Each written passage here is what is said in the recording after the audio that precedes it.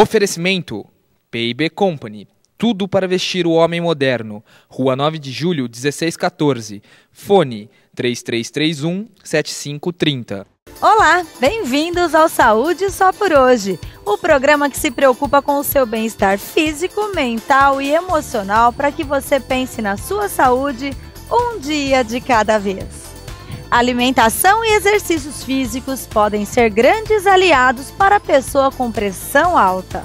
Conjuntivite, alergia ocular, será que são patologias diferentes? Um médico oftalmologista fala sobre os mitos e dá recomendações para passar o inverno tranquilo, sem preocupações com a saúde ocular.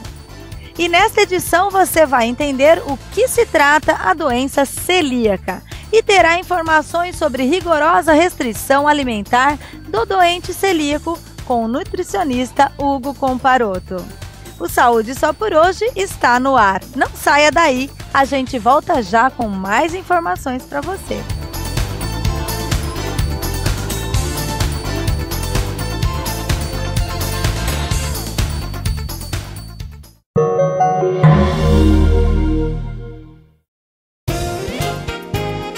P&B Company. Estilo, classe e bom gosto reunidos em um só lugar.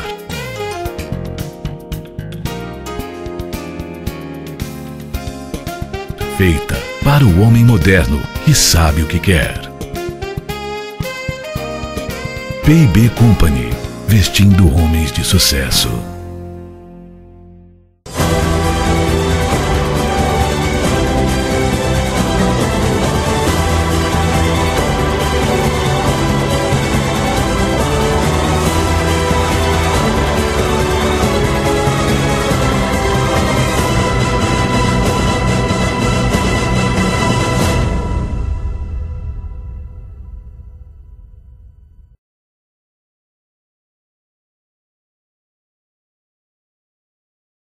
Odara é um novo conceito de spa urbano, inédito na região, que promove o equilíbrio para viver bem. No seu dia da noiva, prepare-se em um ambiente tranquilo. Banhos, massagens, cabeleireiro e muito mais. Monte seu pacote, conheça a Odara Spa e equilibre seu corpo, mente e espírito.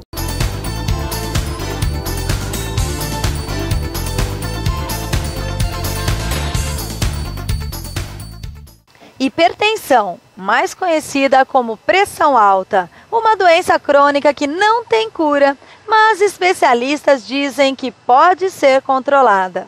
A alimentação e exercícios físicos podem ser grandes aliados para a pessoa com pressão alta. Estudo mostra que o mínimo de pressão alta já aumenta muito o risco. E hoje nós vamos falar sobre hipertensão com o Dr. Linneu Biasotti. Doutor, o que é hipertensão? Hipertensão é uma doença crônica que ocorre em 26% da população. Ela está presente tanto no sexo masculino como no sexo feminino e é considerada hipertensão toda vez que a pressão estiver acima de 14/9. Então, o nosso limite é 14/9. Estando acima de 14/9, tanto faz a pressão máxima está acima de 14, como a mínima está acima de 9, é considerado hipertensão arterial, ou melhor, pressão alta. Qual é a pressão ideal tanto para o homem quanto para a mulher? A pressão ideal, tanto para o homem como para a mulher, seria em torno de 12/8. Mas se conseguirmos, num hipertenso medicado, que a pressão fique abaixo de 14/9, nós estamos satisfeitos. E a hipertensão é uma doença silenciosa? Sem dúvida, a hipertensão arterial é uma doença silenciosa. Ela é silenciosa em 60% daqueles pacientes que são portadores de hipertensão.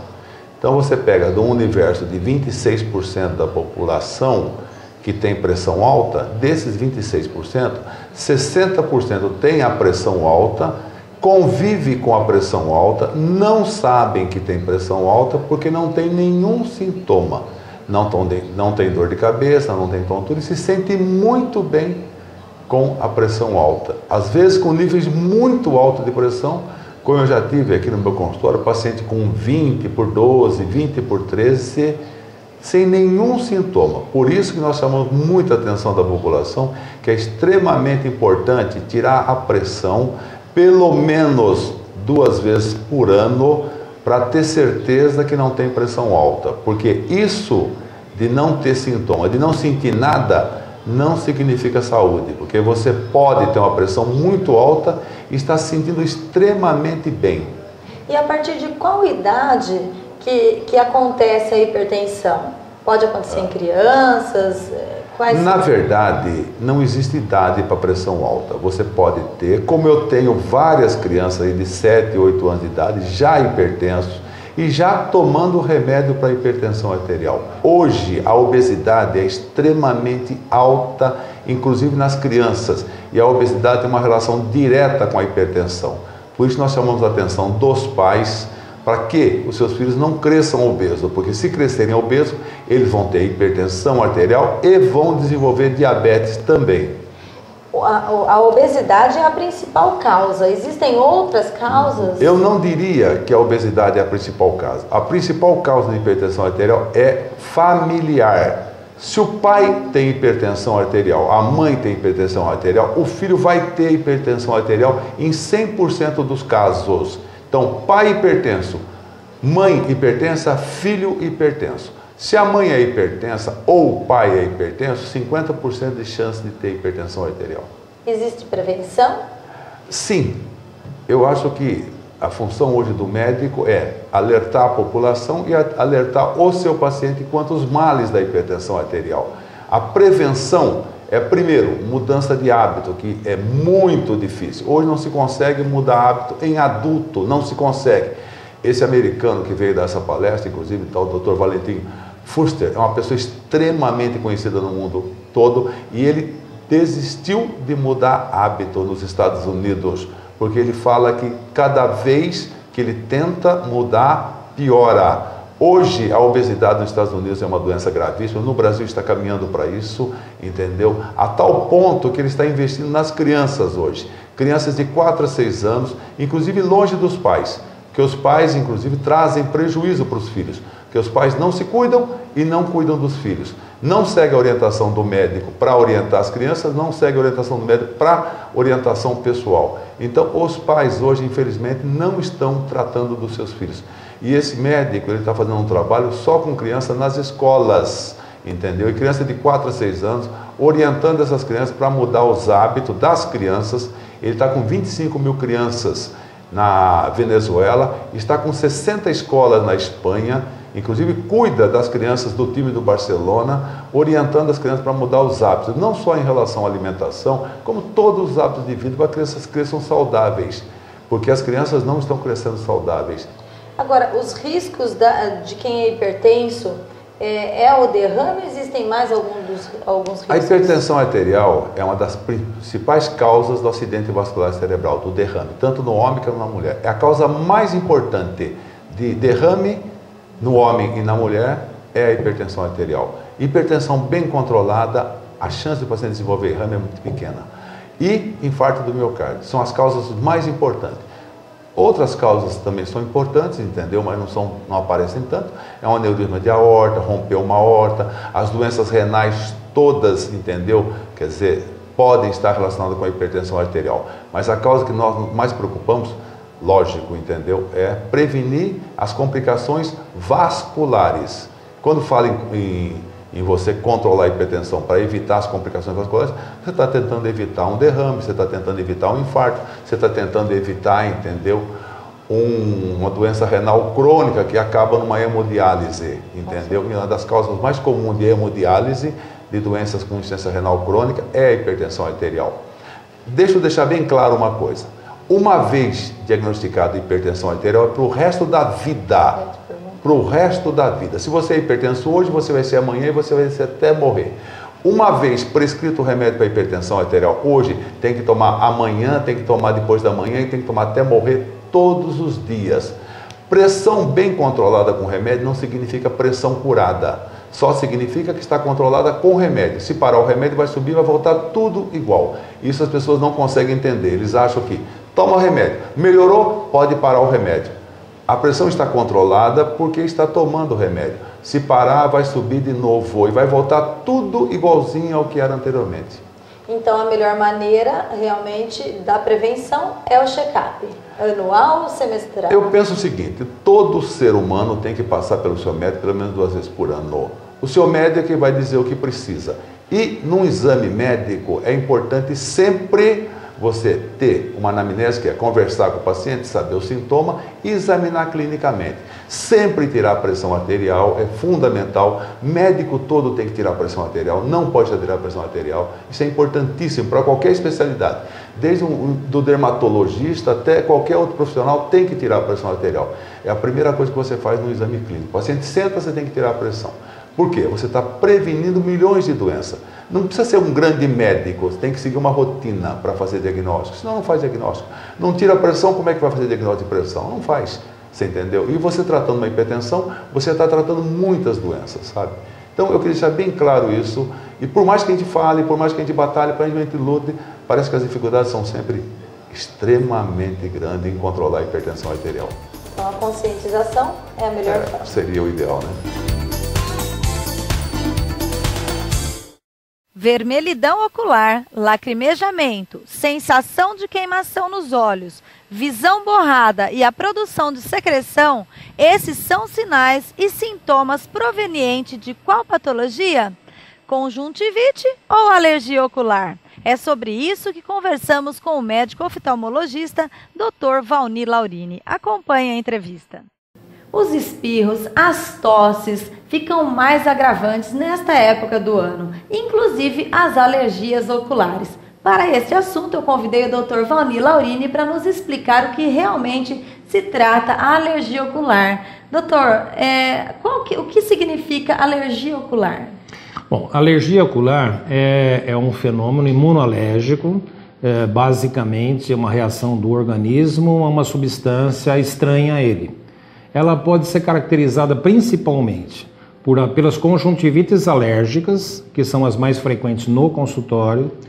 Pode ser caracterizada também pelas blefarites. As blefarites são inflamações no bordo palpebral, na implantação dos cílios.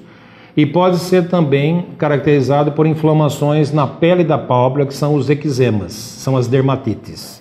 Dr. Valni, a alergia ocular ela é uma patologia ocasionada principalmente nesta época do ano, neste tempo seco, ou seja, no inverno? Eu acredito pelos dois. Eu acho que o tempo seco junto com o inverno tem uma facilidade, primeiro, pela quantidade de pó do meio ambiente.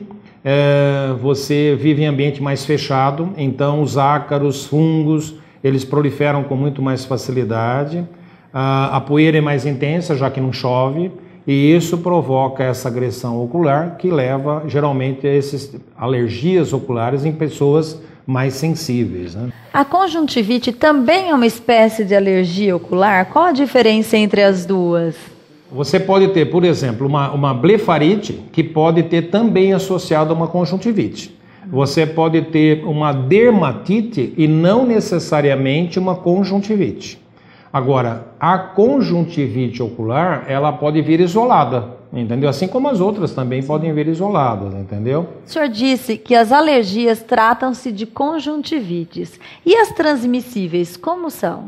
Então, você tem conjuntivites alérgicas, que não são transmissíveis. Você tem as conjuntivites bacterianas, viróticas, fúngicas, essas são transmissíveis. Você tem as conjuntivites traumáticas, as irritativas, as químicas, essas não são transmissíveis, né?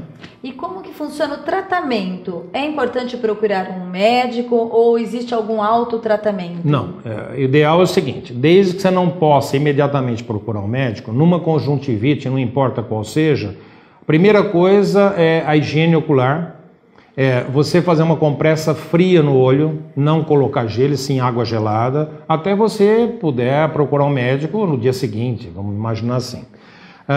É fundamental o médico examinar o paciente, o oftalmologista examinar o paciente no microscópio, porque no microscópio ele vai ter condições de fazer o diagnóstico correto. Se é uma conjuntivite bacteriana, Se é bacteriana, ela é transmissível, então você tem que alertar o paciente junto à família, no ambiente de trabalho, na escola, que aquilo pode transmitir para outras pessoas. Na conjuntivite alérgica, não. Esse paciente ele pode continuar no nosso meio que não vai transmitir aquilo para ninguém, entendeu? E essa conjuntivite, ela tem um tempo hábil para ser transmissível ou não? Quanto tempo dura esse tratamento? A conjuntivite bacteriana, ela é geralmente mais fácil de ser tratada quando comparada a uma conjuntivite virótica. Por quê? Primeiro que ela tem medicamento. Então você entrando com antibiótico, 2, 3 dias já não transmite mais. A conjuntivite por adenovírus é uma conjuntivite altamente transmissível e ela, nos primeiros 15 dias da doença, por ser muito longa a doença, pode demorar até um mês para curar, nos primeiros 10, 15 dias ela é transmissível. Então você tem que isolar essa pessoa do convívio, trabalho, escolar, familiar, tem que ficar um pouco afastado, porque senão todas as pessoas que estão nesse ambiente podem ficar também com conjuntivite virótica. A alergia ocular ou a conjuntivite, ela pode ser prevenida? Existe prevenção para esse tipo de patologia, doutor? Nas conjuntivites alérgicas, né, primeiro nós temos que saber o seguinte, 20% da população mundial tem algum tipo de alergia, sendo que quem tem, por exemplo, uma rinite, é comum ele ter uma conjuntivite alérgica também. Então ele tem uma rinite alérgica, ele tem uma conjuntivite alérgica, é comum. O mesmo tipo de pó, de ácaro ou de substância, algum tipo de cheiro, alguma substância química que irrita a narina e ele espirra ou coça o nariz, consequentemente vai irritar o olho também. Então a primeira coisa é você se afastar desse ambiente, né? Segundo, a higiene é fundamental. Então uma pessoa, por exemplo, alérgica, você sabe que toda vez que ela entra nessa sala tem um tapete. Então, de preferência, na casa de um alérgico não deve ter tapete, não deve ter bichinho de pelúcia para criança. Ela começa inverno, ela não vai tirar o cobertor do armário e já colocar na cama, ela tem que colocar no sol. Quer dizer, tem que tomar alguns cuidados para que essa alergia não desencadeia, e no caso do olho, que nos interessa. Dr. Valni, existem tratamentos adequados para as alergias oculares? Geralmente são pessoas que têm alergias crônicas, repetitivas, que dão em alguma época do ano mais frequentemente, principalmente em época seca, como vai começar agora no inverno. Então você tem que ter um ambiente extremamente limpo, um ambiente de preferência sem tapete, carpete, ambiente em que a pessoa, uma das coisas que dá muita alergia é pelo de animais, então de preferência, se possível, o cachorrinho, o gatinho fica fora de casa. Sempre que você for pegar uma roupa que está há muito tempo pendurada no guarda-roupa, uma roupa de frio, primeiro colocar no sol, enfim, eliminar a poeira, enfim, os cuidados básicos de higiene, esse é fundamental. Segundo, água gelada no olho ajuda bastante, refresca e elimina um pouco aquela vontade de coçar. Nunca esfregar o olho, porque que é a primeira coisa que a gente faz, né? Exatamente, né? Hoje veio uma paciente aqui com processo alérgico muito grande, um edema de conjuntiva chama quemose conjuntival, onde ela esfregou muito o olho, a conjuntiva ela salta para fora. Então é uma reação alérgica violenta, tá? Isso, se você esfrega, é ruim, porque pode ter esse problema, além de outros problemas mais graves. Em paciente alérgico que esfrega muito o olho, você pode ter uma doença na córnea chamada ceratocone. Então, o ideal é isso aí, a higiene, lavar os olhos, pingar um colírio lubrificante, nunca colírio que tenha vasoconstritor. E a doença não melhorando, a conjuntivite não melhorando em 2, 3 dias, procurar um médico, porque existem medicamentos à base de cortisona, que não pode ser usado sem orientação médica, que é perigoso, porque pode dar catarata, glaucoma, etc. Existem medicamentos antialérgicos não cortisônicos, também com orientação médica, é o ideal. Enfim, você tem uma forma de tratamento, prevenção, e um tratamento medicamentoso, mas sob orientação de um médico. E se não tratar certinho, doutor, tem alguma gravidade a mais para a nossa visão? Sempre que você tem uma conjuntivite, essa conjuntivite pode complicar, principalmente alérgica, pela vontade de colocar a mão nem sempre está limpa, você acaba contaminando, então você tem uma conjuntivite bacteriana associada. E se você não trata, a vontade de coçar é tal que você não resiste e esfrega. Esfregando, uma das doenças que a gente encontra muito no consultório grave é o ceratocone. É um afunilamento da córnea e ocorre muito isso em paciente alérgico. Então nós podemos ver que a higiene ainda é a melhor solução. Muito obrigada, doutor. Obrigado a você. Vani. Então, não se esqueça de procurar um médico quando apresentar os sinais e os sintomas indicados na matéria. E é importante lembrar que a automedicação pode piorar ainda mais o seu estado de saúde. E no próximo bloco você verá: doença celíaca. Muitas pessoas têm, mas não sabem. Médico gastro e nutricionista fala sobre os cuidados e a alimentação adequada. Não saia daí, o Saúde Só por Hoje volta já.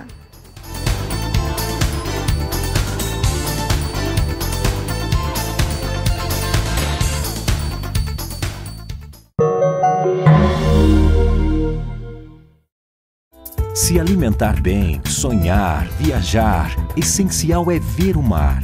Sair para passear, ganhar um abraço, elogiar, essencial é conquistar. Companhia de amigos, família reunida, o esporte, o bem, essencial é praticar. Receber flores, ler um bom livro, se declarar, essencial é amar. Sair da rotina, sorrir, caminhar, o essencial é relaxar. Fisioforma, essencial. P&B Company. Estilo, classe e bom gosto reunidos em um só lugar.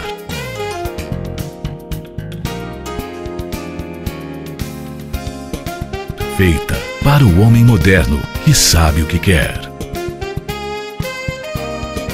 P&B Company, vestindo homens de sucesso.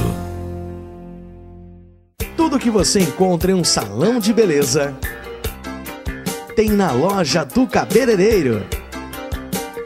Móveis, equipamentos e acessórios, cosméticos, coloração, maquiagem.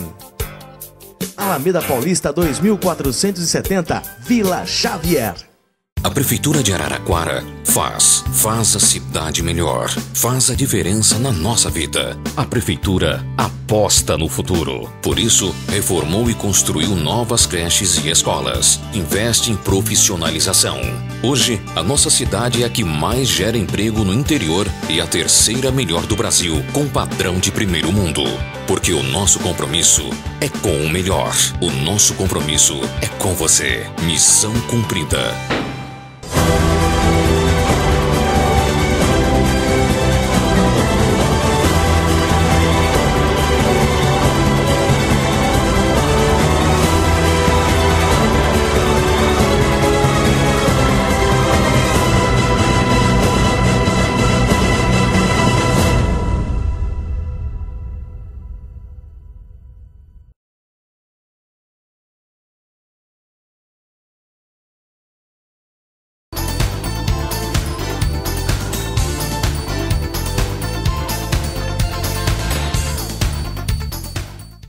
Você sabia que sintomas intestinais como diarreia crônica, prisão de ventre, irritabilidade e pouco ganho de peso podem ser sinais da doença celíaca? Afinal, você já ouviu falar em doença celíaca?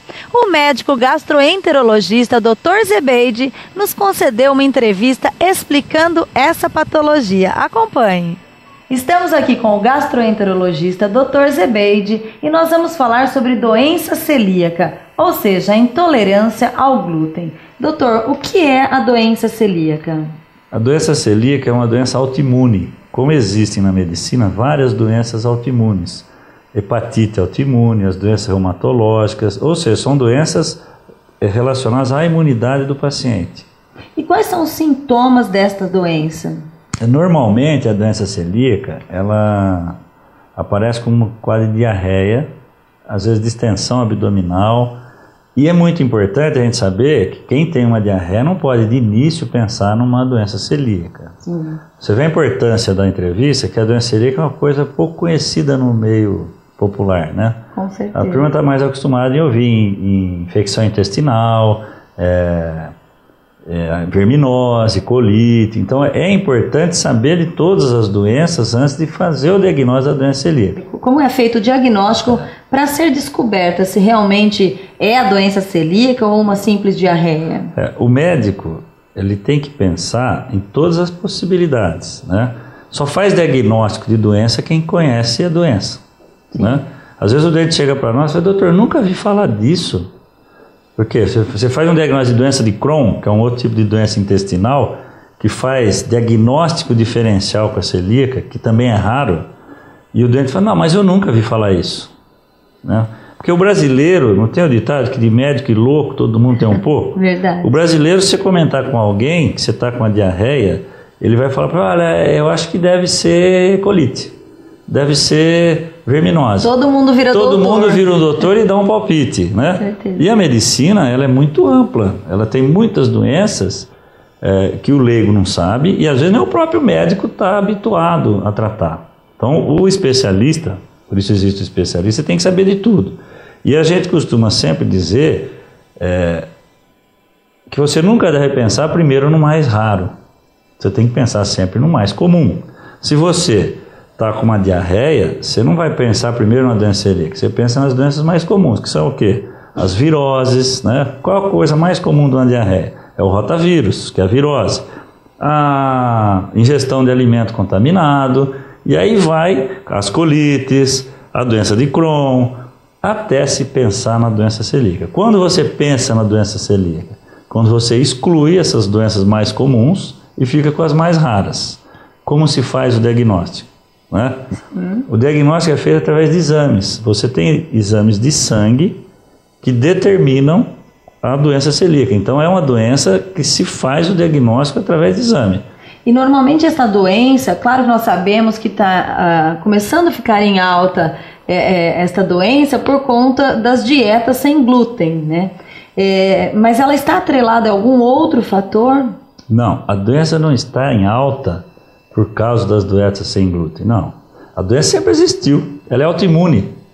É uma doença antiga, ela é autoimune, ela sempre existiu. O que acontece é que através da divulgação, dos programas de televisão, elogiando o programa construtivo e não sensacionalista, as pessoas começam a ter mais acesso à informação. Então, por exemplo, às vezes ela está tratando da diarreia dela, ela mesma está se tratando e viu que não está resolvendo, ela vai no médico e fala, doutor, eu vi um programa de televisão da tal da doença celíaca. Às vezes ela alerta o próprio médico a pesquisar a doença celíaca. Sim. Ela é antiga, sempre existiu. O que acontece hoje é que nós temos mais meios de diagnóstico, por exemplo, a cápsula endoscópica é uma delas, os anticorpos também ajudaram muita gente, e ela é uma doença que você tem que fazer o diagnóstico e tratar. A partir do momento que você fez o diagnóstico e confirmou a doença celíaca, o tratamento ele é baseado na dieta, aí sim que entra a dieta. Você não deve usar a dieta como teste terapêutico. Vou tirar o glúten para ver se eu tenho doença celíaca. Não é assim que se trata. Você tem que primeiro fazer o diagnóstico para depois tirar o glúten. Aí você tirou o glúten da dieta, o doente melhora. Sim. Então existe cura? Existe cura. A não ser que essa doença já existe há algum tempo e já tem uma perda muito grande no tubo digestivo e que já deu problema clínico importante. É importante a gente saber que uma doença celíaca mal diagnosticada ou que não foi diagnosticada, ela leva à predisposição de outras doenças, desnutrição, entendeu? Até outro dia uma paciente estava preocupada que ela leu que podia virar câncer. Né? Existe um relacionamento, mas isso é uma doença mal curada de um paciente que não foi diagnosticado no início. Então, se você fizer um diagnóstico de doença celíaca, tirar o glúten, acabou, o tratamento é esse. Você entra com medicamento para corrigir as distorções que a doença pode causar no organismo. Então, uma dica que fica aqui na doença celíaca é o paciente não ficar tirando o glúten e falar, eu tirei o glúten da minha dieta. Porque se você tirar o glúten, ele vai fazer falta. Quando você tira o glúten, né, você tem que substituir o glúten por outros alimentos para não desnutrir. Senão você desnutre o paciente, vai causar outros problemas. A dica é o seguinte: não faça dieta sem diagnóstico. Essa é a dica da doença celíaca. Existe diagnóstico? Existe. Como é que é feito? Através de exames. Ponto. Agora que você já sabe do que se trata a doença celíaca, vamos entender a alimentação adequada para esta patologia. Acompanhe as dicas de alimentação para pacientes celíacos com o nutricionista Dr. Hugo Comparoto. A intolerância ao glúten requer uma dieta especial e o Dr. Hugo vai nos contar qual é essa dieta. Dr. Hugo, o que é glúten? Glúten é uma proteína contida em alimentos como trigo, aveia, cevada, malte e centeio. E assim como seus derivados, a farinha de rosca, farinha de aveia, farinha de trigo e os alimentos preparados com esses alimentos, o bolo, o pão, o macarrão. E é possível a gente ter uma vida sem consumir estes alimentos no dia a dia? Sim, é possível. Hoje nós já temos lojas especializadas que fabricam pães, fabricam macarrão, fabricam cereais que não utilizam esses alimentos que contêm o glúten.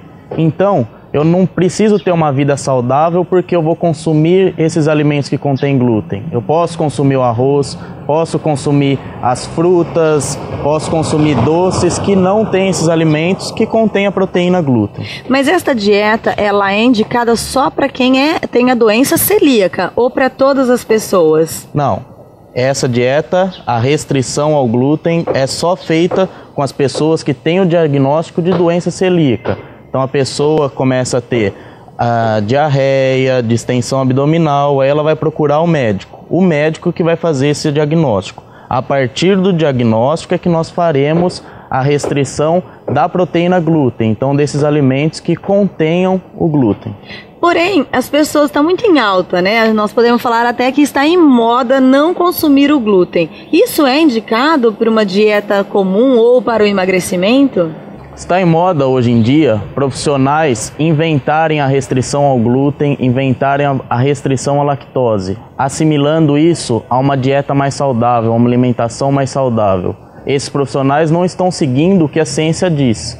Não é necessário restringir o carboidrato, eu restringir a proteína do leite, o leite e seus derivados.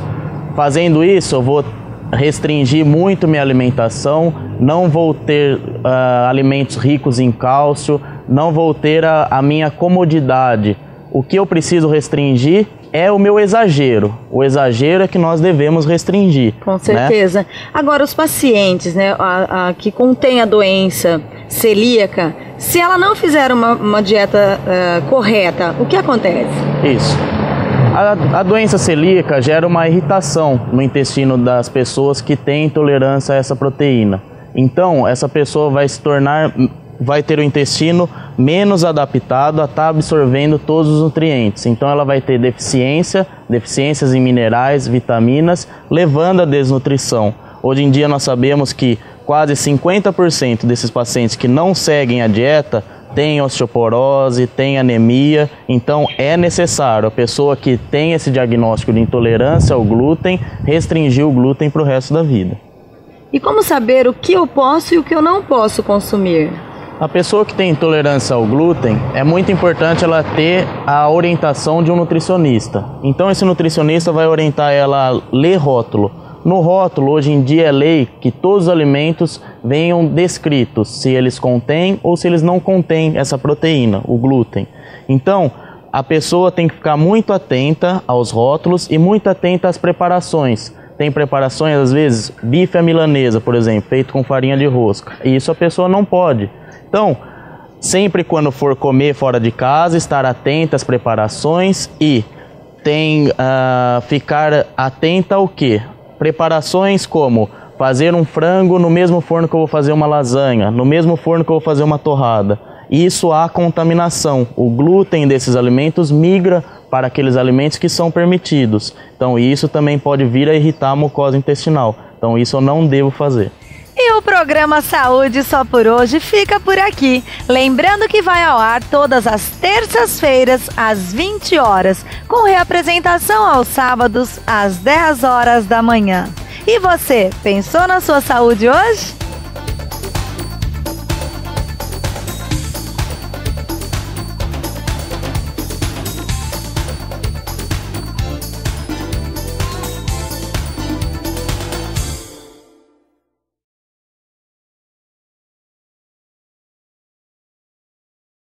Rua 9 de Julho, 1614. Fone 3331 7530.